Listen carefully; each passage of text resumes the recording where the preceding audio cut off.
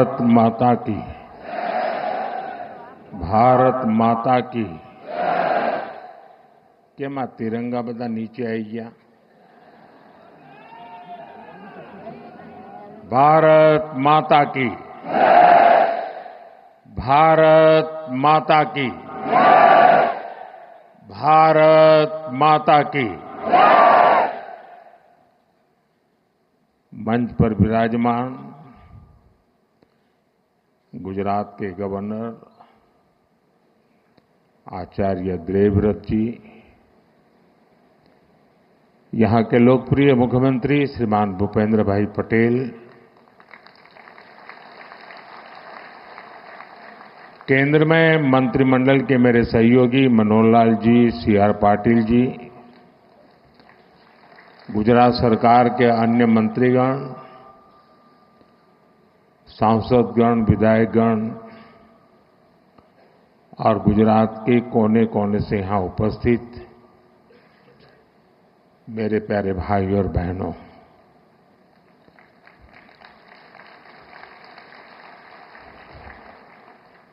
मैं 2 दिन से गुजरात में हूं।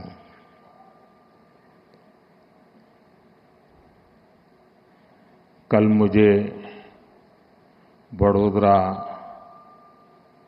दाहोद, भूज, अहमदाबाद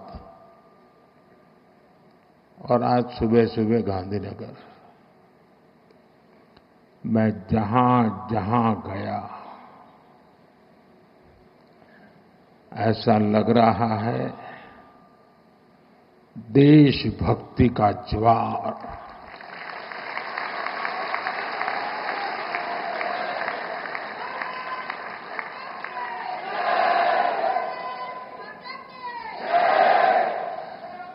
गर्जना करता सिंदूरिया सागर,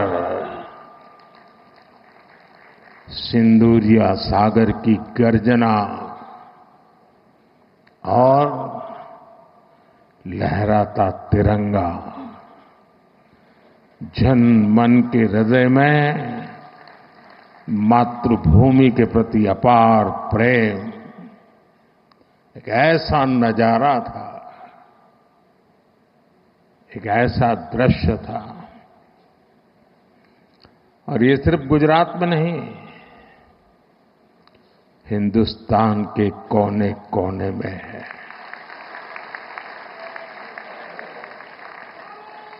हर हिंदुस्तानी के दिल में है।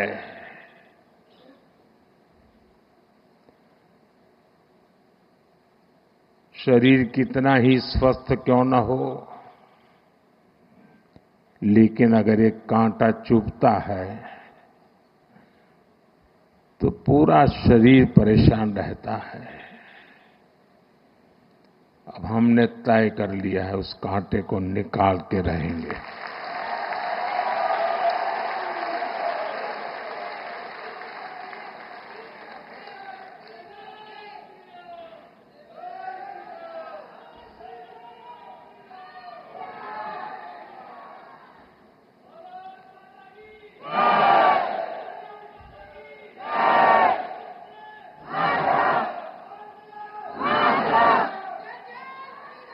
साथियों,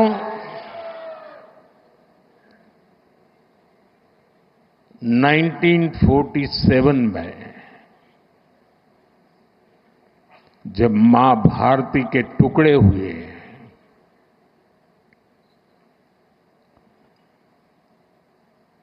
कटनी चाहिए थी तो जंजीरें, लेकिन काट दी गई भुजाएं। देश के 3 टुकड़े कर दिए गए।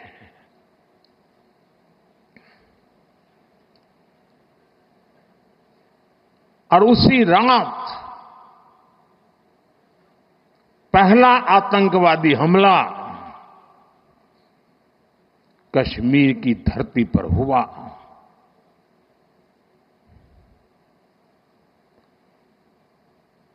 मां भारती का एक हिस्सा आतंकवादियों के बलबूते पर मुजाहिदों के नाम पर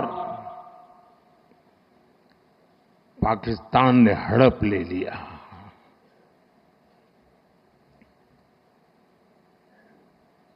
अगर उसी दिन इन मुजाहिदों को मौत के घाट उतार दिया गया होता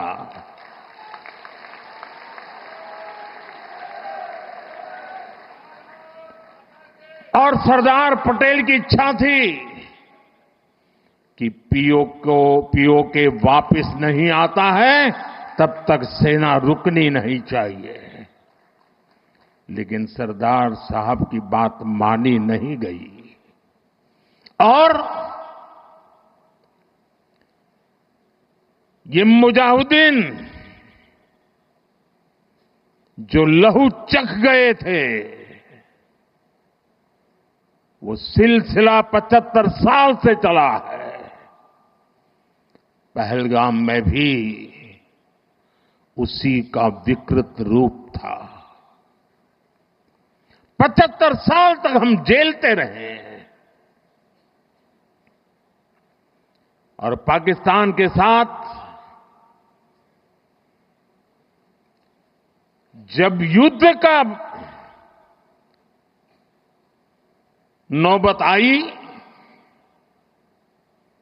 तीनों बार भारत की सैन्य शक्ति ने पाकिस्तान को धूल चटा दी।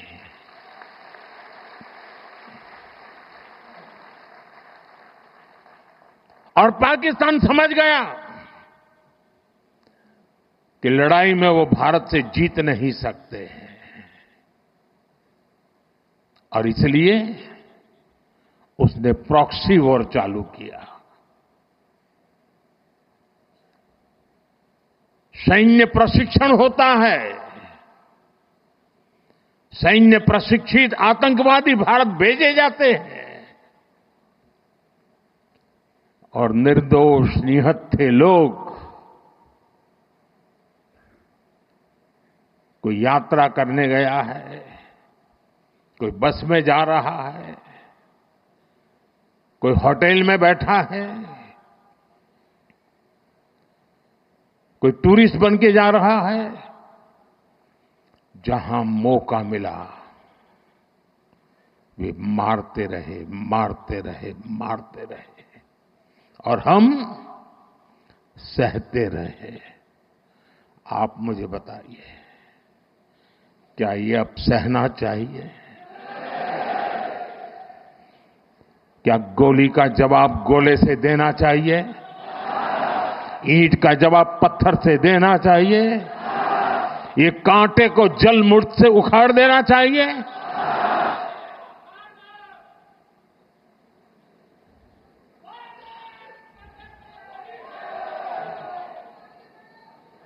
साथियों, ये देश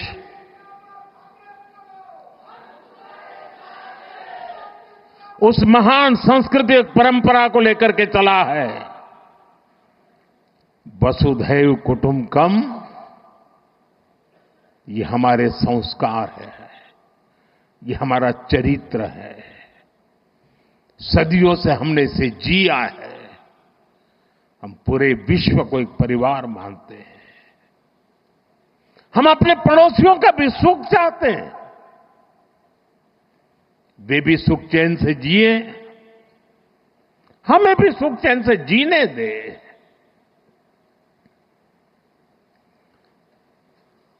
ये हमारा हजारों साल से चिंतन रहा है।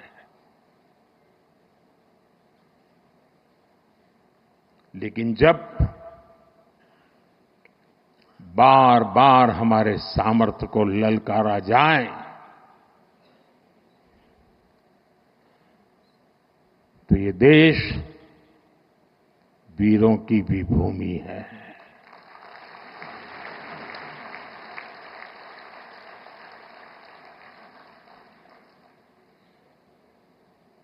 आज तक जिसे हमें प्रॉक्सी वॉर कहते थे,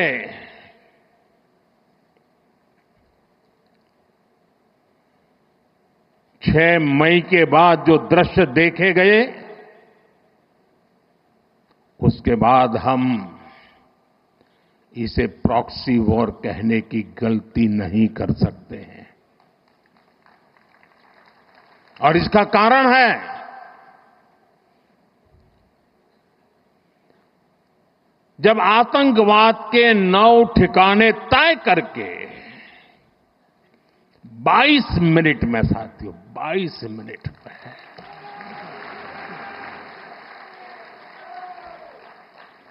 उनको ध्वस्त कर दिया। और इस बार तो सब कैमरा के सामने की सारी व्यवस्था रखी थी ताकि हमारे घर में कोई सबूत न मांगे। अब हमें सबूत नहीं देना पड़ रहा है, वो ऊपर वाला दे रहा है।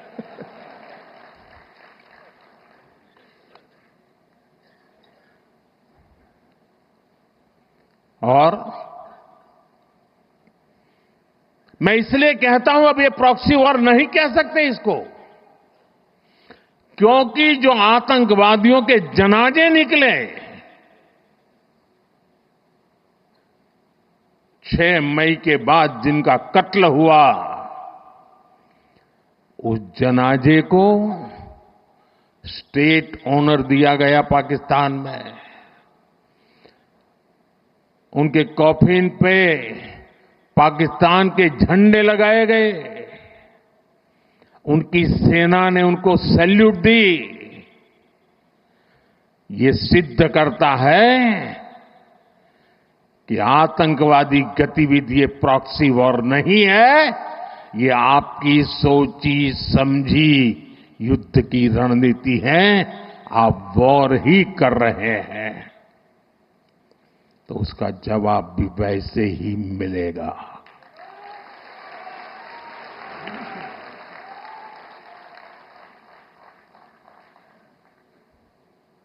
हम अपने काम में लगे थे, प्रगति के राह पर चले थे।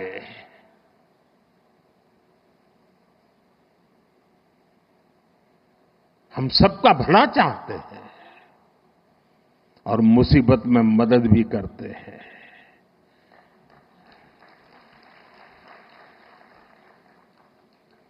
लेकिन बदले में खून की नदियां बहती है।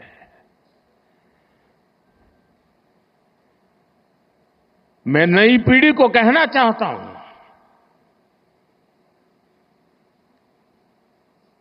देश को कैसे बर्बाद किया गया है। 1960 में जो इंडस वाटर ट्रीटी हुई है, अगर उसकी बारीकी में जाएंगे तो आप चौंक जाएंगे। यहां तक तय हुआ है उसमें कि जो जम्मू कश्मीर की अन्य नदियों पर डैम बने हैं, उन डैम का सफाई का काम नहीं किया जाएगा, डिसिल्टिंग नहीं किया जाएगा। सफाई के लिए जो नीचे की तरफ गेट है वो नहीं खोले जाएंगे। 60 साल तक ये गेट नहीं खोले गए और जिसमें 100% पानी भरना चाहिए था, धीरे धीरे इसकी कैपेसिटी कम हो गई, 2%, 3% रह गया। क्या मेरे देशवासियों को पानी पर अधिकार नहीं है क्या? उनको उनके हक का पानी मिलना चाहिए, नहीं मिलना चाहिए क्या? और अभी तो मैंने कुछ ज्यादा किया नहीं है।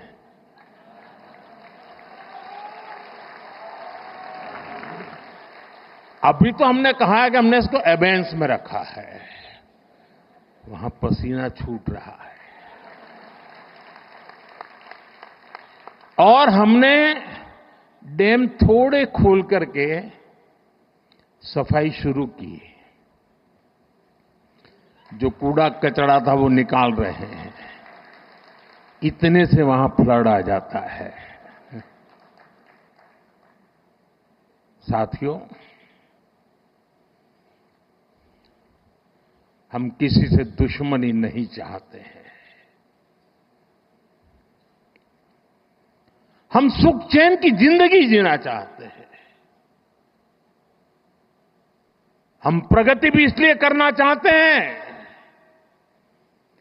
कि विश्व की भलाई में हम भी कुछ योगदान कर सके।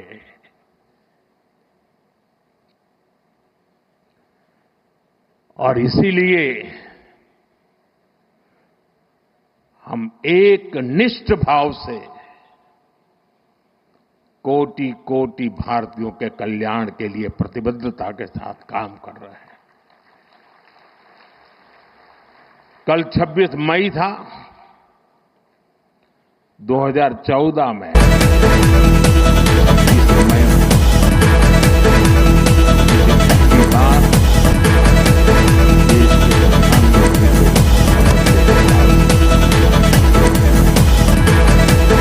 और तब भारत की इकोनॉमी दुनिया में 11 नंबर पर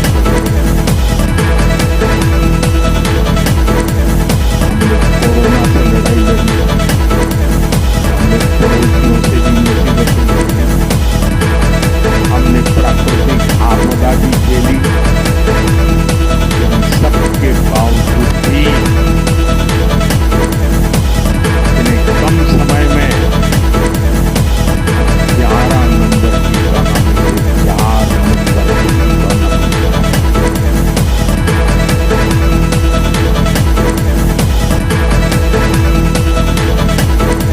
क्योंकि हमारा एक लक्ष्य है, हम विकास चाहते हैं, हम प्रगति चाहते हैं।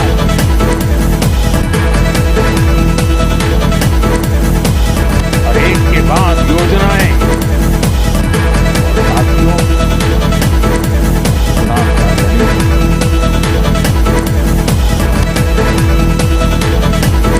इस मिट्टी ने मुझे बड़ा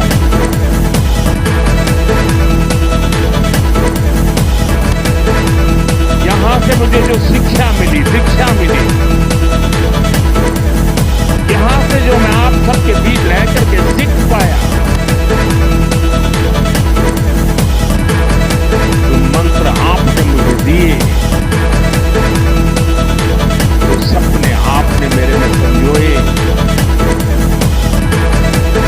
उससे देशवासियों के काम आए कोशिश।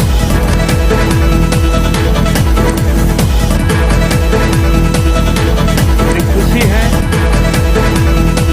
आज गुजरात सरकार ने शहरी विकास पर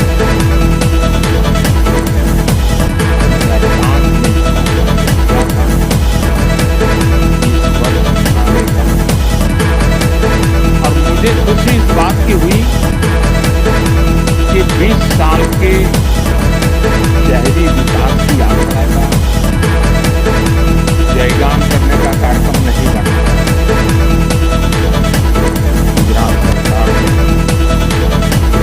उन 20 वर्ष में से जो हमने पाया, जो सीखा, उसके आधार पर आने वाले शहरी विकास को नेक्स्ट जनरेशन के लिए उन्होंने उसका रोडमैप बनाया और आज रोडमैप गुजरात के लोगों के सामने रखा। मैं इसके लिए गुजरात सरकार को, मुख्यमंत्री जी को, उनकी टीम को हृदय से बहुत बहुत बधाई देता हूं। साथियों, हम आज दुनिया की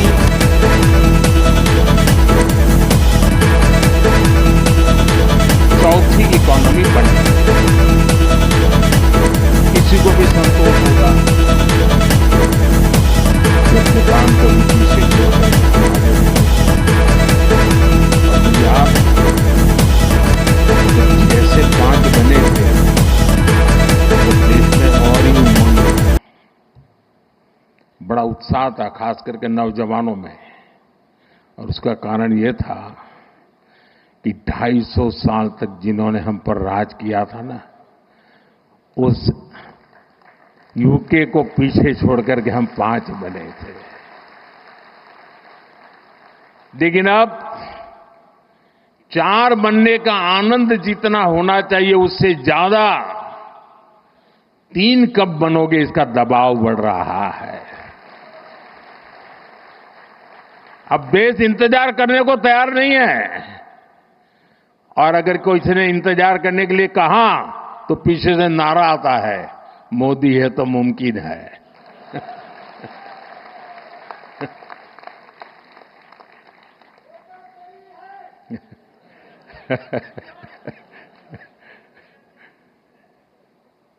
और इसलिए साथियों, एक तो हमारा लक्ष्य है 2047 हिंदुस्तान विकसित होना ही चाहिए,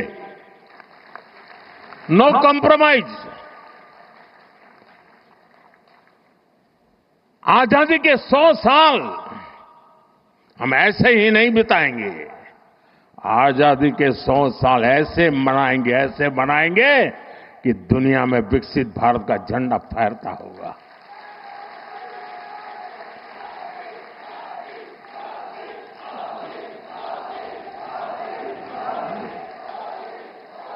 अब कल्पना कीजिए, 1920, 25, 30, 40, 42 उस कालखंड में चाहे भगत सिंह हो, सुखदेव हो, राजगुरु हो, नेताजी सुभाष बाबू हो, वीर सावरकर हो, श्यामजी कृष्ण वर्मा हो, महात्मा गांधी हो, सरदार पटेल हो, इन सब ने जो भाव पैदा किया था और देश के जन मन में आजादी की ललक न होती, आजादी के लिए जीने मरने की प्रतिबद्धता न होती, आजादी के लिए सहन करने की इच्छा शक्ति न होती, तो शायद 1947 में आजादी नहीं मिलती। ये इसलिए मिली कि उस समय जो 25-30 करोड़ आबादी थी, वे बलिदान के लिए तैयार हो चुकी थी। अगर 25-30 करोड़ लोग संकल्पबद्ध होकर के 20 साल 25 साल के भीतर भीतर अंग्रेजों को यहां से निकाल सकते हैं, तो आने वाले 25 साल में 140 करोड़ लोग विकसित भारत बना भी सकते हैं दोस्तों।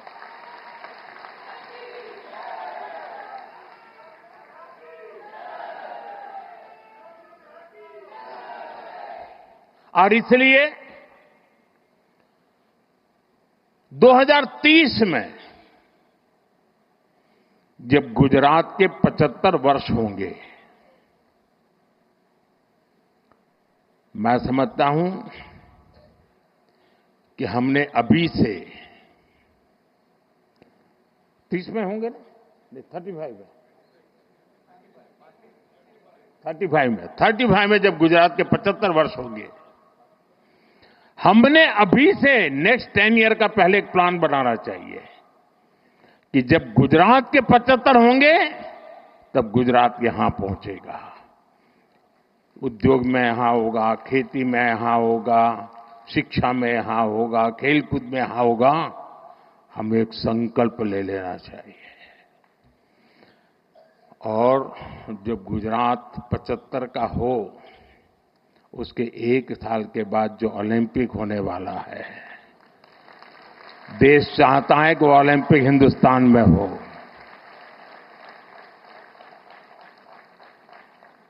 और इसलिए साथियों, जिस प्रकार से हमारा ये एक लक्ष्य है कि हम जब गुजरात के 75 साल हो जाए, और आप देखिए जब गुजरात बना उस समय के अखबार निकाल दीजिए, उस समय की चर्चाएं निकालिए।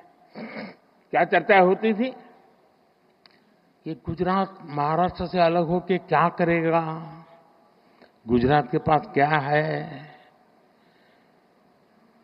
समंदर है, खारा पाट है, इधर रेगिस्तान है, उधर पाकिस्तान है, क्या करेगा।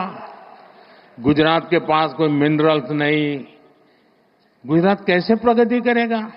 ये ट्रेडर हैं सारे, इधर से माल लेते हैं, उधर बेचते हैं, बीच में दलाली से रोजी रोटी कमा करके गुजारा करते। क्या करेंगे? ऐसी चर्चा थी। वही गुजरात जिसके पास एक जमाने में नमक से ऊपर कुछ नहीं था, आज दुनिया को हीरे के लिए गुजरात जाना जाता है।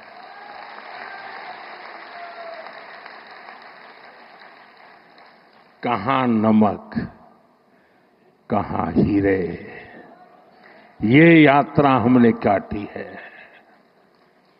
और इसके पीछे सुविचारित रूप से प्रयास हुआ है, योजनाबद्ध तरीके से कदम उठाए हैं। हमारे यहां आमतौर पर गवर्नेंस के मॉडल की चर्चा होती है कि सरकार में साइलोज ये सबसे बड़ा संकट है। एक डिपार्टमेंट दूसरे से बात नहीं करता है, एक टेबल वाला दूसरे टेबल वाले से बात नहीं करता है, ऐसी चर्चा होती है। कुछ मात्रा में सही भी होगा, लेकिन उसका कोई सॉल्यूशन है क्या? मैं आज आपको बैकग्राउंड बताता हूं। ये शहरी विकास वर्ष अकेला नहीं, हमने उस समय हर वर्ष को किसी न किसी एक विशेष काम के लिए डेडिकेट करते थे। जैसे 2005 में शहरी विकास वर्ष मना गया। एक साल ऐसा था जब हमने कन्या शिक्षा के लिए डेडिकेट किया था। एक वर्ष ऐसा था जो हमने पूरा टूरिज्म के लिए डेडिकेट किया था। इसका मतलब ये नहीं कि बाकी सब काम बंद करते थे, लेकिन सरकार के सभी विभागों को उस वर्ष अगर फॉरेस्ट डिपार्टमेंट है तो उसको भी अर्बन डेवलपमेंट में वो कंट्रीब्यूट क्या कर सकता है, हेल्थ विभाग है तो अर्बन डेवलपमेंट ईयर में कंट्रीब्यूट क्या कर सकता है, जल संरक्षण मंत्रालय है तो वो अर्बन डेवलपमेंट में क्या कंट्रीब्यूट कर सकता है, टूरिज्म डिपार्टमेंट है तो वो अर्बन डेवलपमेंट में क्या कंट्रीब्यूट कर सकता है।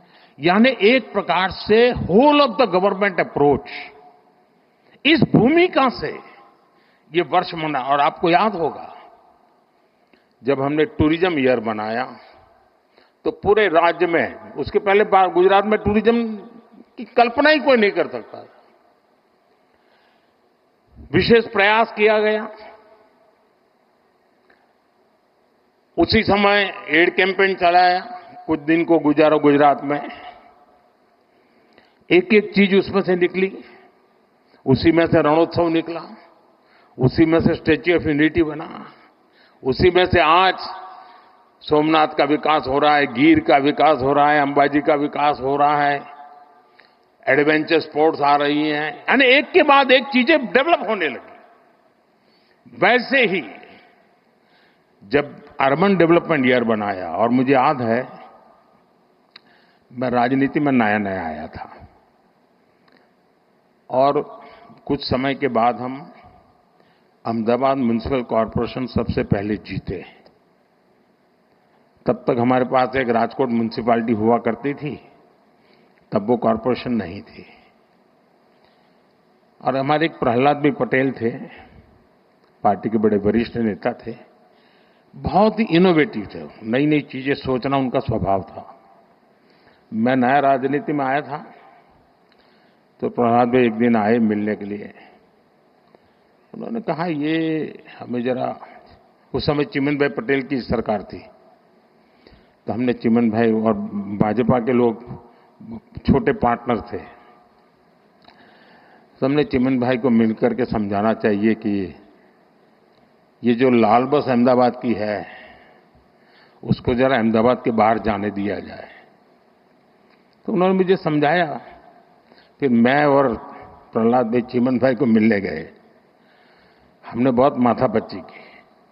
हमने कहा ये सोचने जैसा है कि ये लाल बस अहमदाबाद के बाहर गोरा, गुमा, लांभा, उधर नरोड़ा की तरफ आगे, देहगाम की तरफ, इधर कलोल की तरफ आगे, उधर साणंद की तरफ आगे, उसको जाने देना चाहिए, ट्रांसपोर्टेशन का विस्तार करना चाहिए। तो सरकार के जैसे सचिवों का स्वभाव रहता है, यहां बैठे हैं सारे, उस समय वाले तो रिटायर हो गए हैं, एक बार एक कांग्रेसी नेता को पूछा गया था कि देश की समस्याओं का समाधान करना है तो 2 वाक्य में बताइए। कांग्रेस के एक नेता ने जवाब दिया था, वो मुझे आज भी अच्छा लगता है। ये कोई 40 साल पहले की बात है। उन्होंने कहा देश में 2 चीजें होनी चाहिए। एक, पॉलिटिशियंस ना कहना सीखे और ब्यूरोक्रेट हाँ कहना सीखे। तो मुझे सारी समझ होगा, पॉलिटिशियन किसी को ना नहीं कहता और ब्यूरोक्रेट किसी को हाँ नहीं कहता। तो उस समय चिमन भाई के पास गए तो उन्होंने पूछा सबसे, हम दोबारा गए, तीसरी बार गए, नहीं एसटी को नुकसान हो जाएगा, एसटी को कमाई बंद हो जाएगी, एसटी बंद पड़ जाएगी, एसटी घाटे में चल रही है, लाल बस वहां नहीं भेज सकते, मगर बहुत दिन चला। 3-4 महीने तक हमारी माथापच्ची चली। खैर हमारा दबाव इतना था कि आखिर लाल बस को लांबा गोरा गुमा ऐसा एक्सटेंशन मिला। उसका परिणाम है कि अहमदाबाद का विस्तार तेजी से उधर साणंद की तरफ हुआ, इधर देहकाम की तरफ हुआ, उधर कलोल की तरफ हुआ, उधर महमदाबाद की तरफ हुआ। तो अहमदाबाद पर जो प्रेशर एकदम तेजी से बढ़ने वाला था, उसमें स्टेजी आए, बच गए। छोटी सी बात थी। तब जाकर के, मैं तो उस समय राजनीति में नया था, मुझे कोई ज्यादा इन चीजों को मैं जानता भी नहीं था, लेकिन तब समझ में आता था कि हम तत्कालीन लाभ से ऊपर उठ करके सचमुच में राज्य की और राज्य के लोगों की भलाई के लिए हिम्मत के साथ, लंबी सोच के साथ चलेंगे तो बहुत लाभ होगा। और मुझे याद है जब अर्बन डेवलपमेंट ईयर मनाया तो पहला काम आया ये एंक्रोचमेंट हटाने का। अब जब एंक्रोचमेंट हटाने की बात आती तो सबसे पहले रुकावट बनता है पॉलिटिकल आदमी, किसी भी दल का, वो आके खड़ा हो जाता है क्योंकि उसका लगता है मेरे वोटर है, तुम तोड़ रहे हो। और अफसर लोग भी बड़े चतुर होते हैं, जब उनको कहते हैं कि ये सब तोड़ना है तो पहले जाकर को हनुमान जी का मंदिर तोड़ते हैं। तो ऐसा तूफान खड़ा हो जाता है कि कोई भी पॉलिटिशियन डर जाता है, उसको लगता है ये हनुमान जी का मंदिर तोड़ दिया। वो हमने बड़ी हिम्मत दिखाई। उस समय हमारे आईके शायद अर्बन मिनिस्टर थे, और उसका परिणाम ये आया कि रास्ते चौड़े होने लगे। तो जिसका 2 फुट 4 फुट कटता था वो चिल्लाता था, लेकिन पूरा शहर खुश हो जाता था। इसमें एक स्थिति ऐसी बनी, बड़ी इंटरेस्टिंग है। अब मैंने तो 2005 अर्बन डेवलपमेंट ईयर घोषित कर दिया। उसके लिए कोई 80-90 पॉइंट निकाले थे, बड़े इंटरेस्टिंग पॉइंट है। तो पार्टी से ऐसे ही मेरी बात हुई थी कि भाई ऐसा एक अर्बन डेवलपमेंट ईयर होगा, जरा सफाई वगैरह के कामों में सबको जुड़ना पड़ेगा सब। लेकिन जब ये तोड़ना शुरू हुआ तो मेरी पार्टी के लोग आए, ये बड़ा सीक्रेट बता रहा हूं मैं। उन्होंने कहा साहब ये 2005 में तो अर्बन बॉडी की चुनाव है, हमारी हालत खराब हो जाएगी, ये सब चारों तरफ तोड़फोड़ चल रही है। मैंने कहा यार भाई ये तो मेरे ध्यान में नहीं रहा, और सचमुच में मेरे ध्यान में वो चुनाव था ही नहीं। अब मैंने कार्यक्रम बना दिया। अब साहब मेरा भी एक स्वभाव है,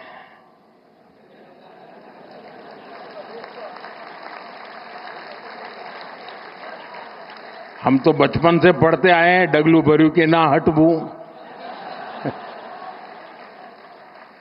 तो मैंने कहा देखिए भाई आपकी चिंता सही है, लेकिन अब पीछे नहीं हट सकते। अब तो ये अर्बन डेवलपमेंट ईयर ये होगा, हार जाएंगे चुनाव क्या है, जो भी होगा। हम किसी का बुरा करना नहीं चाहते, लेकिन गुजरात में शहरों का रूप रंग बदलना बहुत जरूरी है। साथियों हम लोग लगे रहे, काफी विरोध भी हुआ, काफी आंदोलन हुए, बहुत परेशानी हुई, यहां मीडिया वालों को भी बड़ा मजा आ गया कि मोदी अब शिकार आ गया हाथ में, तो वो भी बड़ी तुरी ताकत से लग गए थे।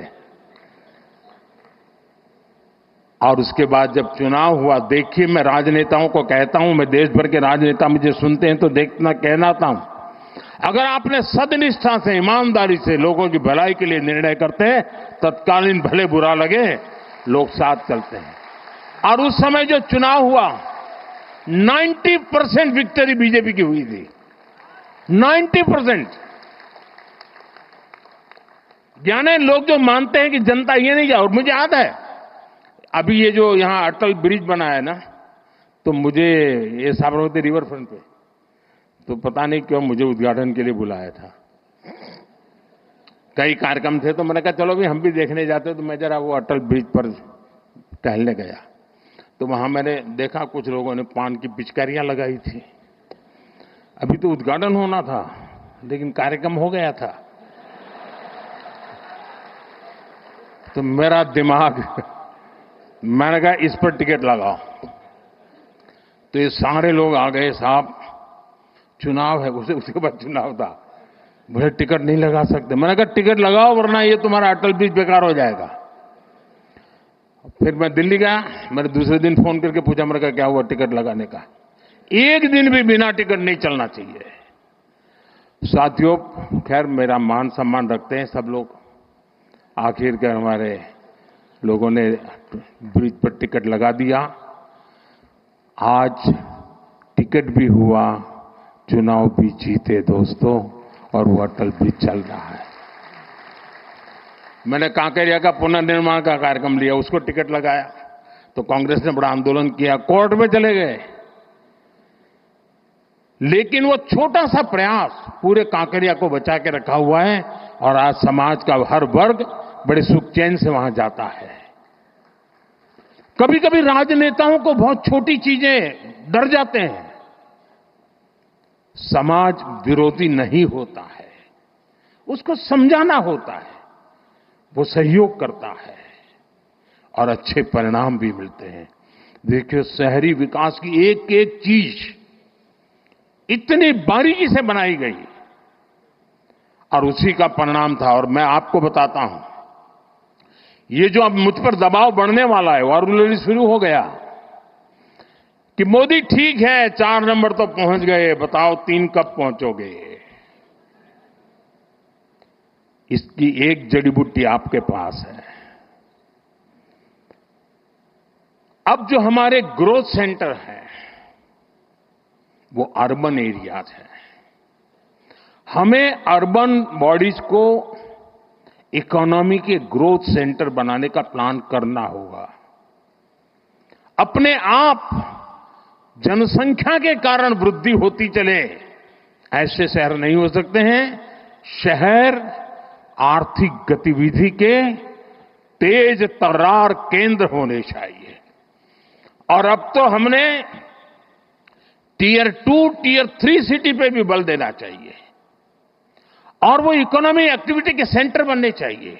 और मैं तो पूरे देश की नगरपालिका, महानगरपालिका के लोगों को कहना चाहूंगा, अर्बन बॉडी से जुड़े हुए सब लोगों से कहना चाहूंगा कि वे टारगेट करें कि 1 साल में उस नगर की इकोनॉमी कहां से कहां पहुंचाएंगे, वहां की अर्थव्यवस्था का कद कैसे बढ़ाएंगे, वहां जो चीजें मैन्युफैक्चर हो रही हैं उसमें क्वालिटी इंप्रूव कैसे करेंगे, वहां नए नए इकोनॉमिक एक्टिविटी के रास्ते कौन से खोलेंगे। ज्यादातर मैंने देखा नगर पालिकाएं जो नई नई बनती है तो क्या करते हैं, एक बड़ा शॉपिंग सेंटर बना देते हैं।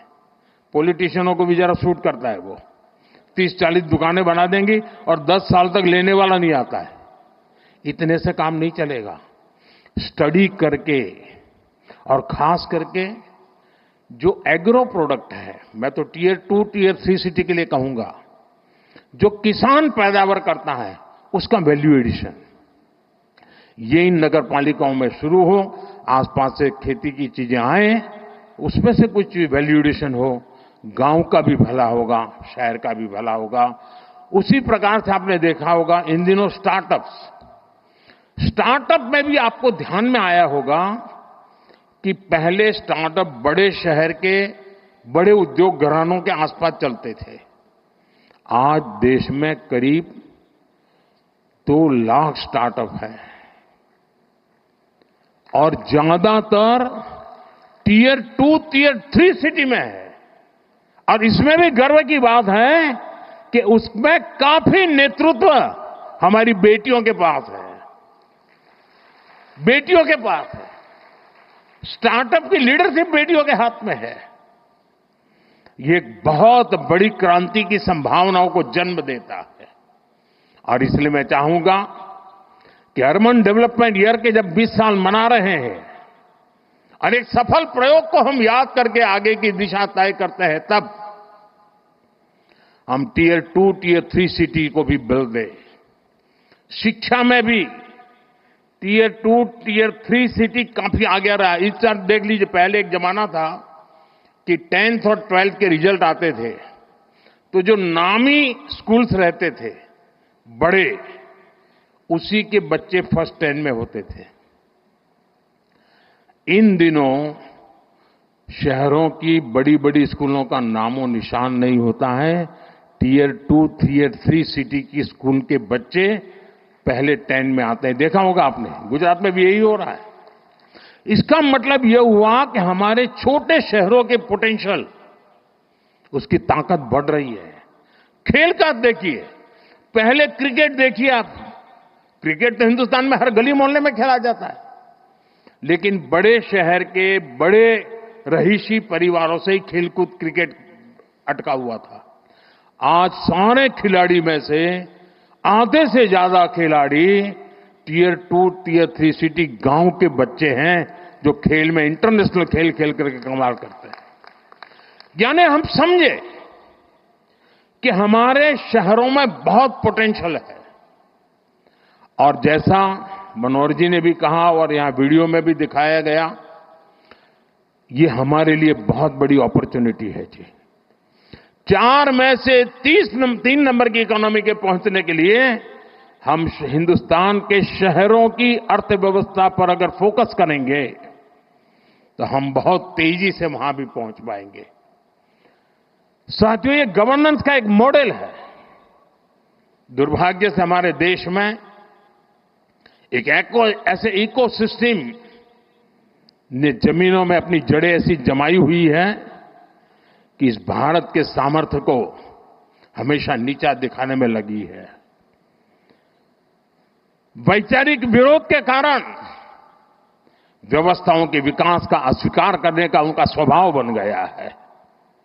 व्यक्ति के प्रति पसंद नापसंद के कारण उसके द्वारा की गई हर काम को बुरा बता देना एक फैशन का तरीका चल पड़ा है और उसके कारण देश की अच्छी चीजों का नुकसान हुआ है। ये गवर्नेंस का एक मॉडल है। अब आप देखिए, हमने शहरी विकास पर तो बल दिया, लेकिन वैसा ही जब मुझे आपने दिल्ली भेजा तो हमने एस्पिरेशनल डिस्ट्रिक्ट, एस्पिरेशनल ब्लॉक के विचार किया कि हर राज्य में एकाध जिला, एकाध तहसील ऐसी होती हैं जो इतना पीछे होता है कि वो स्टेट की सारी एवरेज को पीछे खींच ले जाता है। आप जंप लगा ही नहीं सकते, वो बेड़ियों की तरह होता है। मैंने कहा पहले इन बेड़ियों को तोड़ना है और देश में 100 के करीब एस्पिरेशनल डिस्ट्रिक्ट उनको आइडेंटिफाई किया गया। एक 40 पैरामीटर से देखा गया कि यहां क्या जरूरत है। अब 500 ब्लॉक्स आइडेंटिफाई किए हैं। Whole of the government approach के साथ फोकस किया गया, यंग अफसरों को लगाया गया, फुल टेन्योर के साथ काम करे ऐसा लगाया। आज दुनिया के लिए एक मॉडल बन चुका है और जो डेवलपिंग कंट्रीज है उनको भी लग रहा है कि हमारे यहां विकास के इस मॉडल की ओर हमें चलना चाहिए। हमारा एकेडमिक वर्ल्ड भारत के इन प्रयास और सफल प्रयासों के विषय में सोचे और जब एकेडमिक वर्ल्ड इस पर सोचता है तो दुनिया के लिए भी वो एक अनुकरणीय उदाहरण के रूप में काम आता है। साथियों, आने वाले दिनों में टूरिज्म पर हमें बल देना चाहिए। गुजरात ने कमाल करके दिया है जी। कोई सोच सकता है कच्छ के रेगिस्तान में जहां कोई जाने का नाम नहीं लेता था, वहां आज जाने के लिए बुकिंग नहीं मिलता है, बुकिंग नहीं मिलता है। चीजों को बदला जा सकता है। दुनिया का सबसे बड़ा ऊंचा स्टैच्यू, ये अपने आप में अद्भुत है। मुझे बताया गया कि बड़नगर में जो म्यूजियम बना है, कल मुझे एक यूके के एक सज्जन मिले थे, उन्होंने कहा कि मैं बड़नगर का म्यूजियम देखने गया। ये इंटरनेशनल लेवल में इतने ग्लोबल स्टैंडर्ड का वो म्यूजियम बना है, और भारत में काशी जैसे बहुत कम जगह हैं कि जो अविनाशी है, जो कभी भी मृतप्राय नहीं हुए, जहां हर पल जीवन रहा है, उसमें एक बड़नगर है जिसमें 2800 साल तक के सबूत मिले। अभी हमारा काम है कि वो इंटरनेशनल टूरिस्ट मैप पर कैसे आए। हमारा लोथल, जहां हम एक म्यूजियम बना रहे हैं, मैरीटाइम म्यूजियम, 5000 साल पहले मैरीटाइम में दुनिया में हमारा डंका बजता था। धीरे धीरे हम भूल गए। लोथल उसका जीता जागता उदाहरण है। लोथल में दुनिया का सबसे बड़ा मैरीटाइम म्यूजियम बन रहा है। आप कल्पना कर सकते हैं कि इन चीजों का कितना लाभ होने वाला है। और इसलिए मैं कहता हूं, 2005 का हुए समय था जब पहली बार गिफ्ट सिटी के आइडिया को कंसीव किया गया। और मुझे याद है, शायद हमने इसका लॉन्चिंग टैगोर हॉल में किया था। तो उसके बड़े बड़े जो हमारे मन में डिजाइन थी, उसके चित्र लगाए थे। तो मेरे अपने ही लोग पूछ रहे थे, ये होगा? इतने बड़े बिल्डिंग टावर बनेंगे? मुझे बराबर याद है। यानी जब मैं उसका मैप वगैरह और उसका प्रेजेंटेशन दिखाता था केंद्र के कुछ नेताओं को, तो वो भी मुझे कह रहे भारत जैसे देश में क्या कर रहे हो तुम? मैं सुनता था। आज वो गिफ्ट सिटी, हिंदुस्तान का हर राज्य कह रहा है कि हमारे यहां भी एक गिफ्ट सिटी होना चाहिए। साथियों, एक बार कल्पना को करते हुए उसको जमीन पर, धरातल पर उतारने का अगर हम प्रयास करें तो कितने बड़े अच्छे परिणाम मिल सकते हैं, ये हम भली भांति देख रहे हैं। वही कालखंड था, रिवर फ्रंट को कंसीव किया। वही कालखंड था जब दुनिया का सबसे बड़ा स्टेडियम बनाने का सपना देखा, पूरा किया। वही कालखंड था दुनिया का सबसे ऊंचा स्टैच्यू बनाने के लिए सोचा, पूरा किया। भाइयों बहनों, एक बार हम मान के चले, हमारे देश में पोटेंशियल बहुत है, बहुत सामर्थ्य है। साथियों, मुझे पता नहीं क्यों निराशा जैसी चीज मेरे मन में आती ही नहीं है।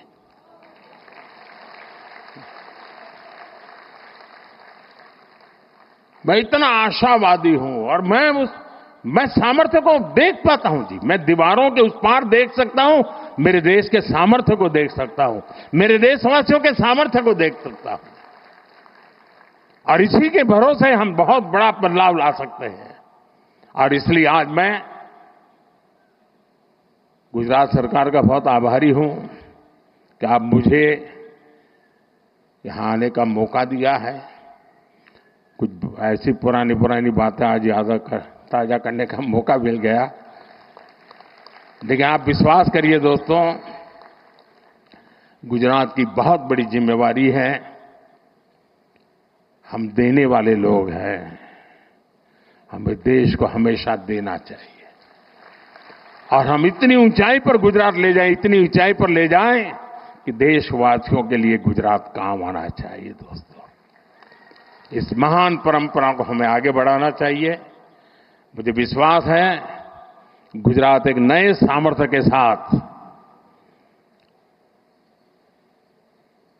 अनेकविध नई कल्पनाओं के साथ, अनेकविध नए इनिशिएटिव के साथ आगे बढ़ेगा। मुझे मालूम है मेरा भाषण शायद कितना लंबा हो गया होगा, पता नहीं क्या हुआ।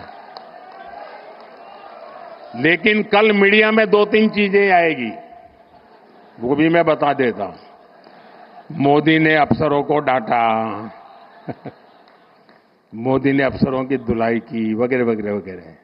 खैर वो तो कभी कभी चटनी होती है ना, इतना ही समझ लेना चाहिए। लेकिन जो बाकी बातें मैंने याद की है उसको याद कर करके जाइए। और ये सिंदूर या मिजाज,